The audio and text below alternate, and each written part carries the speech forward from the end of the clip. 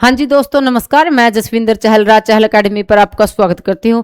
जैसे कि दोस्तों आपको पता है, आपकी पंजाबी का सिलेबस कंप्लीट करवाने के लिए आपकी ये एनसीईआरटी सीरीज शुरू है। और उसमें क्या है बच्चों, जो 8th की बुक है अभी हमारी कंप्लीट होने वाली है, जिसका क्या है लेसन नंबर 20 है। और क्या है, एक कविता है।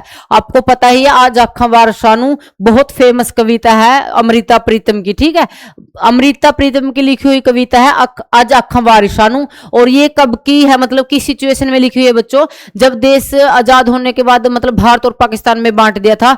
तो क्या है, बहुत सारे उस साइड के जो हिंदू और पंजाबी थे इस साइड आ रहे थे, और इस साइड के जो मुसलमान भाई थे उस साइड जा रहे थे। जो उस टाइम कत्लेआम हुआ था, उससे रिलेटेड कवित्री बहुत दुखी थी और उसने ये कविता लिखी थी। ठीक है, अब देखो क्या है, अज अखा वार सानू तू कि तो कबरां विचों बोल, ते अज किताबे इश्क दा कोई अगला वर्का फोल। एक रोई सी ती पंजाब दी तू लिख लिख मारे वैन, अज लखां तियां रोंदियां तेनू वारसा नू कहन। ठीक है, आपको पता ही है, जो वारिस ने हीर रांझे की मतलब किस्सा लिखा था, और उसमें क्या हीर के दुख को इतनी अच्छी तरह पेश किया था वारिस ने। तो आज कवित्री क्या बोल रही है, मतलब तो उस टाइम तो सिर्फ पंजाब की एक बेटी रोई थी, हीर हीर, और तूने मतलब इतने मतलब लिख लिख मारे वैन, मतलब उसके जो दर्द थे उसको इतने अच्छे शब्दों में पेश किया था। तो तू आज कहाँ है? आज तो क्या है, पंजाब की जो लाखों बेटियों हैं उनकी मतलब इज्जत और जिंदगी बर्बाद हो रही है। तो आज तू लिख, उठ दर्द मंदा दिया दर्दियां, उठ तक अपना पंजाब, अज बेले लाशां विछियां ते लहू दी भरी चनाब। ठीक है,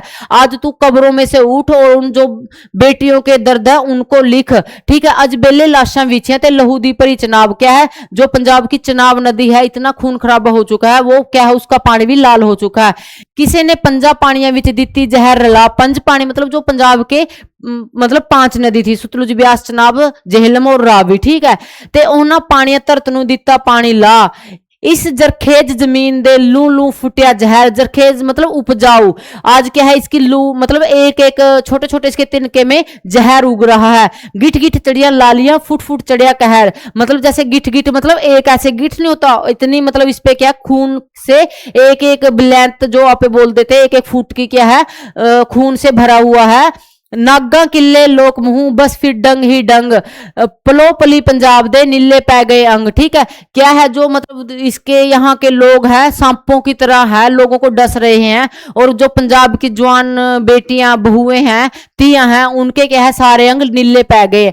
वे गलियों टूटे गीत फिर तकलियों टूटे तंद, त्रिंजड़ों टूटियां सहेलियां चरखड़े कुकर बंद। मतलब जो गलियों में थे क्या है, जैसे पंजाब में क्या था, जो लड़कियां थी जवान लड़कियां थी तो रात को क्या है इकट्ठे होकर गीत गाती थी, पंजाब के लोग गीत गाती थी। तकलियों टूटी तंद, चरखे से है अपनी उनकी तंग भी टूट गई। मतलब पंजाब में इतने दहशत का माहौल है। त्रिंजड़ों टूटियां सहेलियां चरखड़े कुकर बंद, मतलब जैसे त्रिंजण इकट्ठे होकर सहेलियां चरखा कतती थी, वो भी मतलब इधर उधर बिखर गई हैं। चरखड़े कुकर बंद मतलब क्या है, और क्या है, जो चरखड़े थे मतलब चरखे थे उनकी कूक भी बंद हो गई।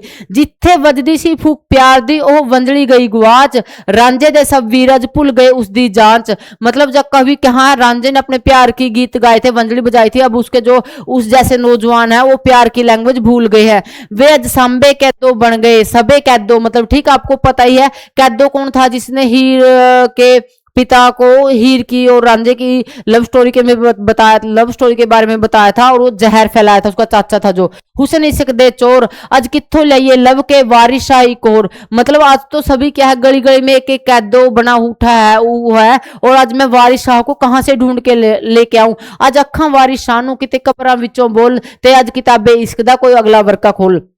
ठीक है बच्चों, आपको इस कविता में याद रखना है, आज अखा वार शानू क्या है, एक कविता है पर अमृता प्रीतम की लिखी हुई है, और किसको आवाज दे रही है, वारिस शाह को। और ये कविता किस दृश्य को पेश करती है, बंटवारे के दृश्य को, जब मतलब पूरे जो फैल गए थे। ठीक है, वारिस शाह जिसने हीर रांझे की कहानी काव्य रूप में लिखी थी। ती पंजाब दी इसमें आपके लिए कुछ नहीं है। क्या लखा तियां रोंदे कवित्री तो की भाव है, मतलब आज लाखों बेटियों की इज्जत रुल रही है। ठीक है, अब है इसका प्रेमी दा न्याणा, जो क्या है एक कहानी है और संत सिंह सेखों की लिखी हुई है। आपको याद रखना है पेमी दे न्याणे। ठीक है, पेमी दे न्याणे 2 बच्चे हैं जो एक सड़क को पार करते हुए डर जाते हैं, और मतलब उसके 2 भाई बहन की उसकी कहानी है। संत सिंह सेखों ने इसकी लिखी हुई है, कहानी रूप में है। 20 साल पहला दी गल है, मैं सतकुवरे दा मतलब संत सिंह को खुद की कहानी सुना रहे हैं। 7 साल का था, मेरी वड्डी भैन 11 वरे दी, साडा खेत करो मील को दूर वित्ते सी। ठीक है, मतलब आप में पूछे जाएंगे पेमी के न्याणे में किसकी कहानी, तो खुद राइटर की संत सिंह सेखों की कहानी है।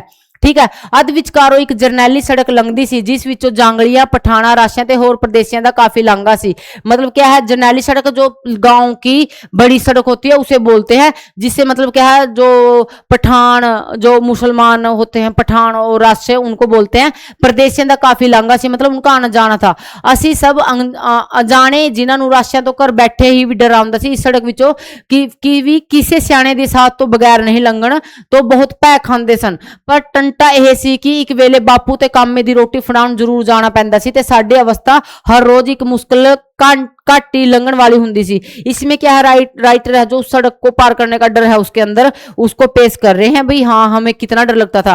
असि आमतौर ते घरों हौसला करके इकल्ले ही तुर पैंदे, पर जब सड़क 3 घुमाओ दी विथ ते रह जाती तो नहर सूआ टप्पन लगे। पठोरिया वाकुर खलो आसे पासे, पठोरिया मतलब बिल्कुल पत्थरों की तरह वहीं शांत होकर देखने लग जाते थे, जो किसी पिंड आंदे जांदे सियाने दी शरण लैके भै सागर नूं तार करन जोगे हो जाए। यहाँ पर किसकी बात हो रही है, प्रेमी के न्याणे में क्या है, एक सड़क को पार करने का जो डर है 2 बच्चों के अंदर, राइटर और उसकी बहन के अंदर, उसको पेश किया गया। आपको इतना याद रखना। साडी धार्मिक शिक्षा भी कुछ इस किस्म की मिल रही सी कि अजिहे डर साडे सुभावां दा हिस्सा बन गए सन। हर रोज शाम नूं असीं घर सियाणिਆਂ कोलों नरक सुरग ਦੀਆਂ कहानियां सुनते। सुरग ਤਾਂ ਸਾਨੂੰ ਖੇਡ ਤੋਂ ਬਾਹਰ ਕਿਤੇ ਘਟਦੀ ਪ੍ਰਾਪਤ ਹੁੰਦਾ, ਪਰ ਨਰਕ ਤੇ ਹਰ ਥਾਂ ਖੁੱਲੇ ਗੱਫੇ ਮਿਲਦੇ। ਸਭ ਤੋਂ ਵੱਡਾ ਨਰਕ मदरसा सी ते उस तो किसी दिन छुट जाते। मदरसा मतलब स्कूल। ठीक है, नरक क्या है, बच्चों के लिए स्कूल है। खेत रोटी देण जाण दा नरक पेश आ जांदा। गल की सी, साडे अनजाने अवाणे राह ते हर एक मोड़ ते जाणो नरक घात खलोता हुंदा। खबरे इस सड़क दे भै सागर लंघण करके सानू खेत जाना नरक लगदा सी, जां खेत रोटी लैके जाना इस सड़क नूं लंघना पैना। इसमें क्या है, सिर्फ उस सड़क के डर को पेश किया गया है, इसमें और कुछ नहीं है। ठीक है, सियाल दे दिन सन जदों दोवें भैण भरा दोपहर दी रोटी लैके खेत वल चल गए। निੱਗੀ निੱਗੀ धुप पै रही सी, असीं टूरे जांदे भी जानो सियाल दी धुप विच नींद दा निग लै रही सी, पर दिल विच सड़क दे लंघण दा डर चूहे वांग कुतर रहा सी। असीं डर नूं दबाउण दी एक आम तरीका वरतना रहा। भैण मैनूं एक कहानी सुणाउण लग जांदी। एक राजा सी, उसदी राणी मर गई। मरण लगी राणी ने राजे नूं कहा, तू मैनूं एक रार दे। राजे ने पुछया कि मैं कहानी वल्लों ध्यान मोड़ के पिछा पिंड वल देखिया कि किते कोई आदमी साडे राह जाण वाला आ जावे। तू सुणदा नहीं वीर? भैण ने मेरे मोढे नूं हलूण के आख्या, नहीं मैं ना सुनदा। मैं भरावां वाली गुस्ताखी नाल जवाब दिता। अच्छा, जदों राणी मर लगी तो उसने राजे नूं सद के कहा, तू मेरे नाल करार कर। राजे ने पूछा कि? राणी ने कहा, तू होर ब्याह ना कराई। सच मैं दसना भुल गई, राणी दे 2 पुत्त एक धी सन। ठीक है, वो क्या है, उसकी बहन सिर्फ उसका ध्यान भटकाने के लिए उसको एक कहानी सुनाने लग जाती थी। सानू राजा ते राणी अपने मां प्यो वर्गे ही पास दे सन। जे साडी मां मरण लगे तो साडे प्यो नूं भी यही वचन देण लई आखे। यह ख्याल साडे चेत मन विच काम कर रहा सी होवेगा। मैनू उस ओह धी अपनी भैन लगी ते ओहदा पुत अपना आप। मेरी भैन पिंड वल देख रही सी ते सुना गहा मैं उसनू पहली तरह ही खरवे बोल नाल आख्या। राणी ने कहा, बई मेरे पुत ते धी नूं मतरेई दुख देवेगी। भैन ने होर भी मिठी ते होर भी त्रिमत बन के दस्या। इस करके उसने राजे तो यह करार मंगया। राजे ने कहा, चंगा मैं करार दिना। जिवें किता राजा इकरार कर दिंदा तो राणी मरण तो नहा कर दिंदी। ठीक है, सिर्फ ये उनकी क्या है, आपस की बातें हैं, यहाँ और कुछ भी नहीं है। दोहें ये सुनिया, इसनूं सूझा अपने विचारां दा असर, इसमें कुछ भी नहीं। देखो पिछले मोड़ ते सानू एक आदमी आंदा दिसिया। असा सुख दा साह भरिया ते उस नाल रलाउण लई खलो गए। साडी बात भी खलो गई, पर वो आदमी किसी होर पासे नूं जा रहा सी ते साडे वल ना मुड़िया। जिस मतलब नूं पूरा करन लई यह बात दा पखंड रचिया सी ओह पूरा ना हो सकिया। साडा ख्याल सी बात दे रुझान विच असीं अचेत ही सड़क पार हो जावांगे, पर हुण जदों सड़क घुमाओ को दूर रह गई तो साडी कहानी भी ठठंबर ते खलो गई ते असीं दोवें सहम के खलो गए। 10-20 कदम होर पुटे तो साडा डर होर वध गया। सड़क विच एक पासे काले सूफ दा वास्कट ते पठाणा वर्गी खुली सलवार वाला आदमी लम्मा पिया सी। आह देख बीबी, रास्ता पिया है। ओह आदमी ने पासा परत्या। यह तां हिलदे जागदे हन। मेरी भैन ने सहम के हुण की करिए। ठीक है, रास्ते में कोई क्या है, उनको एक नशेड़ी बंदा मिल जाता है तो उसको क्या बोलते हैं, वो रास्ता मतलब पठान है जिसे उनको डर लगता था, ये आज हमारे को खा जाएगा। ये आपां नूं फड़ लऊ। होर की उसने जवाब दिता, असीं रात नूं घरों बाहर तक कट्ठी कदी निकले, पर यह सुनिया होया है कि जे डर लगे तो वाहेगुरू करिए। वाहेगुरू तो छुआछात ही डर, भूत प्रेत ही डरदे ना, आदमी नहीं। मेरी भैन ने कहा, मैं मन गया। सड़क विच प्यारा सत आदमी ओह रब तो कद डरन लग्या सी ते फिर हुण की करिए। असीं 5-7 मिनट सहम के खलोते रहे। हाले भी साडे दिलां विच असीं कोई आदमी नहीं, इसमें कुछ नहीं है। बच्चों, आपके लिए आपके पेपर से रिलेटेड देखो कुछ है तो उसके मुंह विच प्रेमी शब्द बड़ा प्यारा। ठीक है, वो मतलब खलोगे फिर हो गए हो 5 कदम मुड़े। अंत मेरी भैन ने कुछ विचार बाद आपा कहांगा ਅਸੀਂ ਤਾਂ ਪੇਮੀ ਦੇ ਨਿਆਣੇ ਹਾਂ ਸਾਨੂੰ ਨਾ ਫੜ। ਉਸਦੇ ਮੀਂਹ ਵਿੱਚ ਪੇਮੀ ਸ਼ਬਦ ਬੜਾ ਪਿਆਰ ਨਿਕਲਦਾ ਤੇ ਹੁਣ ਤਾਂ ਜਦ ਵੀ ਮੇਰੇ ਵੱਲ ਝੁੱਕ ਕੇ ਮੈਨੂੰ ਆਪਣੇ ਆਪ ਦਿਲਾਸਾ ਦੇ ਤੋਂ ਮੇਰੇ ਦਿਲ ਨੂੰ ਢਾਰਸ ਵੱਜ ਗਈ ਤੇ ਰਾਸੇ ਨੂੰ जब पता लगे कि ਅਸੀਂ पेमी ਦੇ ਨਿਆਣੇ तो हो सानू नहीं हिरदा थिड़कदे। इसमें कुछ नहीं बच्चों, आपको सिर्फ ये याद रखना पेमी ਦੇ ਨਿਆਣੇ क्या है, कहानी है, किसकी लिखी हुई है, संत सिंह सेखों की लिखी हुई है और मतलब खुद राइटर की खुद की और उसकी सिस्टर की ये स्टोरी है जिसमें क्या उनको सिर्फ एक सड़क पार करते हुए जो डर लगता है उसको पेश किया। रास्ता मतलब राक्षस के लिए यूज किया गया। बच्चों को डरा देते ना, भाई बाहर मत निकल तो दोपहर को या रात को क्या राक्षस मिलेगा, उसको वो रास्ता शब्द उसके लिए याद किया है। अब देखो इसका 22 लेसन है स्वामी विवेकानंद, ये है इंपॉर्टेंट आपका। इसमें से इनके जो गुरु का नाम आता है, किस किस देश में गए थे और इनका जन्म, इसमें से काफी क्वेश्चन है। जब आप PYQ करते हो तब देखते होगे। पांच अनेक महापुरखों में स्वामी विवेकानंद एक महान व्यक्ति हुए सन। स्वामी विवेकानंद का जन्म कलकत्ते विच 12 जनवरी, आपको याद रखना ये क्वेश्चन आपके 2018 में आया हुआ है। 12 जनवरी 1863 ईस्वी ਨੂੰ ਹੋਇਆ। ਉਹਨਾਂ ਦੇ ਨਾਮ ਪਿਤਾ ਦਾ ਨਾਮ ਵਿਸ਼ਵਨਾਥ कलकत्ता ਦੇ ਨਾਮੀ वकील सन। क्या थे कलकत्ता, विश्वनाथ उनके पिता का नाम था, कलकत्ता के क्या थे वकील थे। माता का नाम भुवनेश्वरी, इनका जन्म याद रखना 2018 का पेपर में आया हुआ है।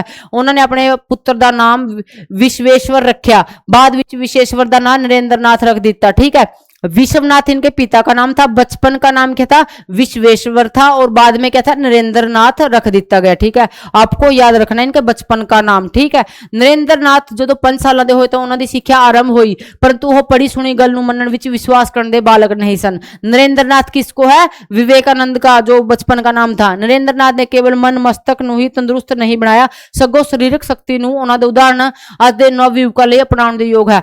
कालेज सिक्ख्या विच नरेंद्रनाथ दा अति प्यारा विषय दर्शन शास्त्र, क्या था उनका दर्शन शास्त्र। FA दी पढ़ाई के दौरान उन्होंने कई दार्शनिक किताबां पढ़ लिया। सन 1880 विच उन्होंने रामकृष्ण परमहंस नाल, ठीक है, इनके गुरु का नाम पूछा जाता है, आप याद रखना रामकृष्ण परमहंस। नरेंद्र ने परमहंस नूं कुछ गीत गा के सुनाए, वो गीता तो परमहंस बड़ा खुश होए ते जांदे जांदे हो नरेंद्र नूं अपने मंदिर दक निशेश्वर आउण लई कह गए। परमहंस नरेंद्र नूं देखदे ही भावुक हो गए ते प्रेम नाल भर के नरेंद्र हथ पड़ लिया ते कहण लगे बहुत देर ते तेरी उड़ीक कर रहा सी। ठीक है, एक सच्चा त्यागी है तू। उन्हां दियां गल्लां तो नरेंद्र दे डूंगा प्रभाव पाया, उन्होंने परमहंस दा चेला बनना स्वीकार कर लिया। इनके गुरु का नाम, इनके बचपन का नाम और इनकी बर्थ ऑफ डेट आपको याद रखनी है। सन 1888 में स्वामी जी ने अपने लोगों नाल संपर्क पैदा करने लई यात्रावां शुरू कीतियां। 1888 में यात्राएं, बंबई तो पुणे की यात्रा 1892 ईस्वी में उन्होंने दी मुलाकात प्रसिद्ध देश भगत, ये क्वेश्चन आया हुआ है कब किससे हुई थी, लोकमान्य तिलक से। ये क्वेश्चन आपका आया हुआ है, लोकमान्य तिलक से हुई थी उनकी यात्रा बंबई से, जब वो पुणे की यात्रा कर रहे थे 1892 में। लोकमान्य तिलक, लोग किसके घर पे ठहरे थे, वो मेहमान बन के लोकमान्य तिलक के, ये क्वेश्चन आया। परंतु तिलक जी को उनको उस टाइम उनके नाम का नहीं पता था। अमरीका विच उन्हां दी विश्व विख्यात सफलता के बाद जदों उन्हां दे नाम दा डंका सारे संसार विच गूंज उठे तो लोकां मान्या नूं पता लग्या कि जो सन्यासी उन्हां दे घर ठहरे सी वो कौन था, स्वामी विवेकानंद था।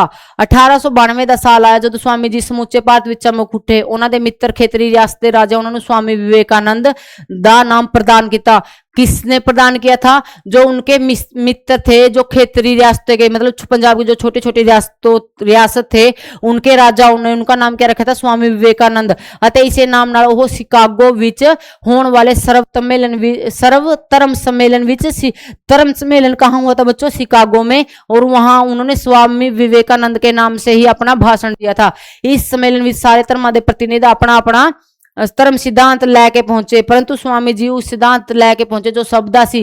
जो स्वामी जी शिकागो पहुंचे तो वो बिल्कुल इकल्ले बेसहारा ते सन्यासी पेच भी सन। उत्थे श्रीमती जार जहेल नाम दी एक स्त्री नूं महसूस किया कि यह पुरुष कोई देवता है, इसकी शख्सियत महान है। उसनूं एक सन्यासी दे तेज भरे चेहरे तो खास नूर विखाई दिता।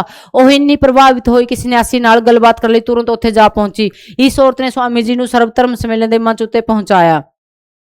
सम्मेलन विच भाषण सुनते सुनते जब सारे श्रोते उकता आ गए तो स्वामी विवेकानंद की बारी आई। स्वामी जी ने मंच ते आउंदे ही उत्थे हजार सारी जनता का पता नहीं किस रहस्यमय जादू नाल खिली गई। जदों स्वामी जी ने अपनी गंभीर बाणी नाल कहा अमरीका दे भैण भराओ तां सुनन वाले मोहे गए। पूरे 2 मिनट स्वामी जी इन्हां शब्दां उत्ते ताड़ियां वजदियां रहियां। अजिहा इसलिए संभव हो सकिया क्योंकि स्वामी जी दी बाणी विच कुछ अजिही सच्चाई सी जो अमरीका की जनता नूं यह अनुभव हो गया कि उन्होंने केवल रस्मी तौर पर अजिहा नहीं कहा, सगों सचमुच ਉਹਨਾਂ ਨੂੰ ਆਪਣਾ ਭੈਣ ਤੇ ਭਰਾ ਮੰਨ ਰਹੇ ਸਨ। ਭੈਣ ਤੇ ਭਾਈ ਦੇ ਸੰਬੰਧਾਂ ਦੇ ਸੱਚੇ ਰੂਪ ਦਾ ਗਿਆਨ ਅਮਰੀਕਾ ਦੇ ਨਿਵਾਸੀਆਂ ਨੂੰ स्वामी विवेकानंद के बचनों तो सुनने तो मिला। इसमें से आपका कुछ नहीं है, ठीक है। शिकागो में जो धर्म सम्मेलन हुआ था उसमें याद रखना स्वामी विवेकानंद पहली बार स्वामी विवेकानंद के नाम से पेश हुए थे।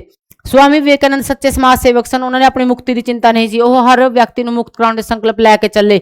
ਇਸ ਲਈ ਉਹ ਉੱਤਮ ਆਚਾਰ ਵਿਚਾਰ ਤੇ ਆਪਣੇ ਉਚਾਰਨ ਵਾਲੇ ਮਹਾਪੁਰਸ਼ ਹਨ।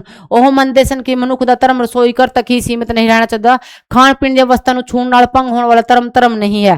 स्वामी विवेकानंद केवल ਅਜਿਹੇ ਸੰਨਿਆਸੀ ਸਨ ਜਿਨ੍ਹਾਂ ਵਿੱਚ ਦੇਸ਼ ਪ੍ਰੇਮ ਦੀ ਭਾਵਨਾ ਭਰੀ ਹੋਈ ਸੀ ਤੇ ਰਾਸ਼ਟਰੀ ਵਿਚਾਰਾਂ ਦੇ ਨਾਲ ਮਿਲਾ ਕੇ ਰੱਖਣ ਵਾਲੇ ਸਨ। ਵਿਵੇਕਾਨੰਦ ਸਭ ਤੋਂ ਪਹਿਲਾਂ ਹੁੰਦਾ है, ये भी नहीं आपका। ਤੁਸੀਂ केवल स्वर्ग तो ही महान जननी जन्मभूमि, ये लाइनें आई हुई हैं आपकी। ਤੁਸੀਂ ਕੇਵਲ ਸਵਰਗ ਤੋਂ ਹੀ ਮਹਾਨ ਜਨਨੀ ਜਨਮ ਭੂਮੀ ਦੀ ਆਰਾਧਨਾ ਕਰੋ। ਇਹਨਾਂ ਗੱਲਾਂ ਵਿੱਚ ਦੂਜੇ ਦੇਵਤਿਆਂ ਨੂੰ ਭੁੱਲ ਜਾਣ ਵਿੱਚ ਵੀ ਹਰਜ ਨਹੀਂ ਹੈ। दूसरे देवते सो रहे हैं, इस वक्त ਤੁਹਾਡਾ देवता एक ही है, ਤੁਹਾਡਾ राष्ट्र। ये लाइन किसकी है बच्चों, आपको याद रखनी है, स्वामी विवेकानंद की है। ये क्वेश्चन आपसे पूछा गया पीजीटी में। मेरे बहादुर बच्चों, तुसी सब ਵੱਡੇ ਕੰਮ ਕਰਨ ਲਈ ਪੈਦਾ ਹੋਏ ਹਨ। ਤੁਹਾਡੇ ਮੁਲਕ ਦੀ ਜ਼ਰੂਰਤ ਹੈ ਬਹਾਦਰ ਚਟਾਨ ਬਣੋ, ये भी नहीं है। ਧੋਖੇ ਨਾਲ कोई ਵੱਡਾ ਕੰਮ नहीं हो सकता, प्यार ਤੇ सच्चाई ਤੇ सेवा ਨਾਲ ही हर पुरुष, ये भी कुछ नहीं है आपके लिए। मैं पूजा पाठ नालों भी ਵਧੇਰੇ फुटबॉल खेलना पसंद करता हाँ, ये भी लाइनें आ सकती हैं। दूजिਆਂ ਵਿੱਚ बुराई ना देखो, ਉਹਨਾਂ ਦੀ ਚੰਗਿਆਈ ਵੇਖੋ। ਵੱਡੇ ਕੰਮ केवल कुर्बानी नाल ही किते जा सकते हैं, ये लाइन पूछी गई हुई है बच्चों आपके। ਵੱਡੇ ਕੰਮ केवल कुर्बानी नाल ही किते जा सकते हैं। तो बच्चे क्या है इसमें, क्योंकि आपकी जो 8th की बुक है उसमें भगत सिंह और एक और था देश भगत, उसकी है, उसको टिक लगाते हैं। पर ये किसकी लाइन है, स्वामी विवेकानंद की। ਵੱਡੇ ਕੰਮ केवल कुर्बानी नाल किते जा सकते हैं, इस चीज को याद रखना है।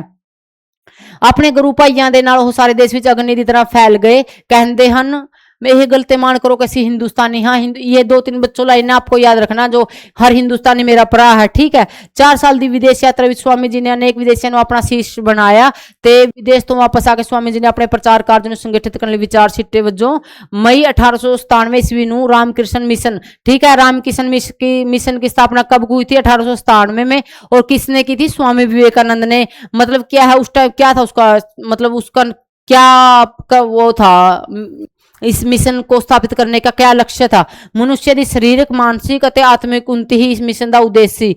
मनुष्य की शारीरिक मानसिक और आत्मिक उन्नति ही इसका मिशन का उद्देश्य था।